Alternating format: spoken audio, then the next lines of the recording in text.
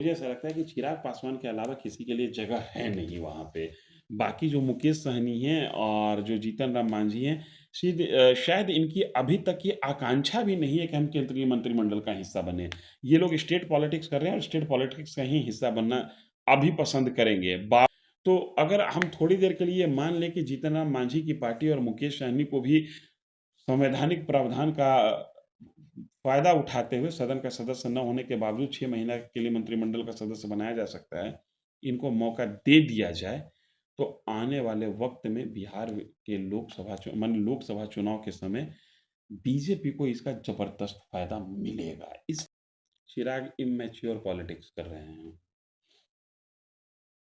जब आप गठबंधन में हैं और आपकी स्वयं की ताकत अकेले संसद तक पहुँचने की नहीं है, तो ये अड़ा-अड़ी बहुत देर तक चलेगा नहीं।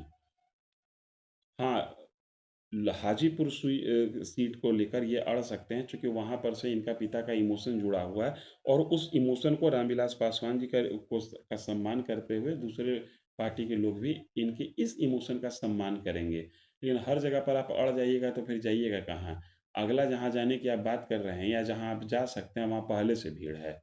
वहाँ आपके लिए जगह नहीं है। आप जो 5 या 6 सीट खोजिएगा वहाँ नहीं मिलेगा, 1 या 2 सीट मिलेगा। इसलिए भी आपको 1 या 2 सीट मिलेगा कि वहाँ पर आपको कोई खोज भी नहीं रहा है। नमस्कार, आप देख रहे हैं धा न्यूज और मैं हूं अभिषेक मिश्रा। देखिए, मीडिया रिपोर्ट्स के हवाले से आज एक बड़ी जानकारी सामने आई है। एक अखबार की रिपोर्ट के मुताबिक केंद्रीय मंत्रिमंडल का विस्तार होने जा रहा है।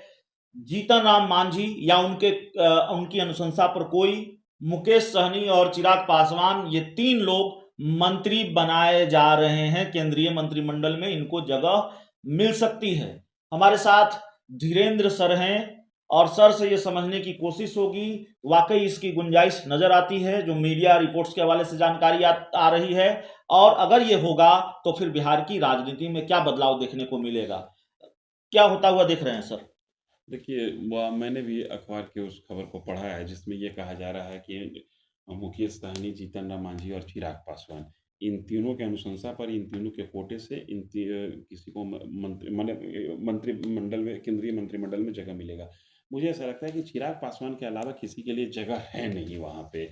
बाकी जो मुकेश सहनी हैं और जो जीतन राम मांझी हैं, शायद इनकी अभी तक ये आकांक्षा भी नहीं है कि हम केंद्रीय मंत्रिमंडल का हिस्सा बनें।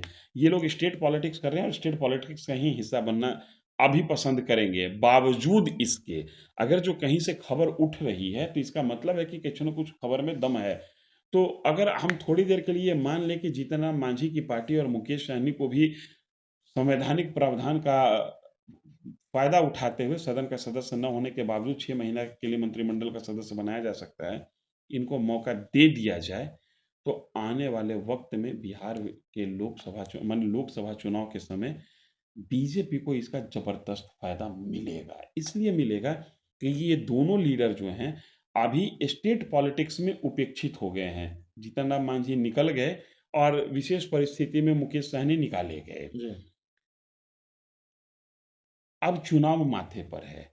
इनके लोगों के बीच में मैसेज सीधा-सा ये जाएगा कि बिहार में नीतीश कुमार ने जिन लोगों को हटा दिया था, उसको केंद्रीय मंत्रिमंडल में नरेंद्र मोदी ने अपने यहाँ जगह दे दी।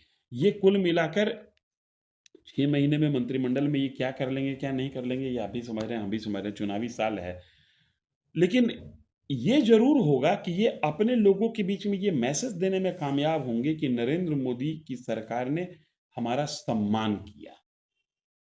और राजनीति में जहाँ पर ग्रुप की राजनीति है, हर छोटा-छोटा ग्रुप बन रहा है, हर दिन कुशवाहा की पार्टी, साहनी की पार्टी, मांझी की पार्टी, ये लोग जात विशेष पर आधारित होके राजनीति कर रहे हैं।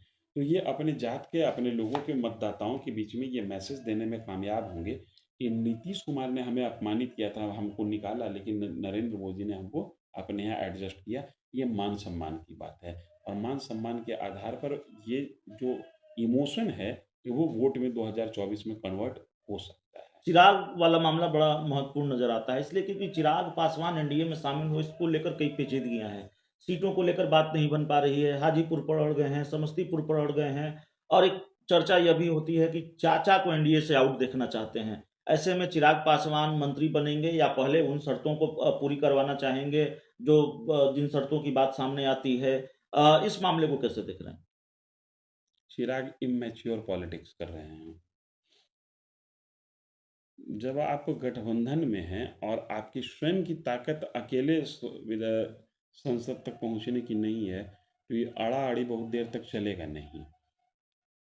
हाँ, हाजीपुर सीट को लेकर ये अड़ सकते हैं चूँकि वहाँ पर से इनका पिता का इमोशन जुड़ा हुआ है और उस इमोशन को रामविलास पासवान जी का सम्मान करते हुए दूसरे पार्टी के लोग भी इनके इस इमोशन का सम्मान करेंगे। लेकिन हर जगह पर आप अड़ जाइएगा तो फिर जाइएगा कहाँ? अगला जहाँ जाने की आप बात कर रहे हैं या जहाँ आप जा सकते हैं वहाँ पहले से भीड़ है।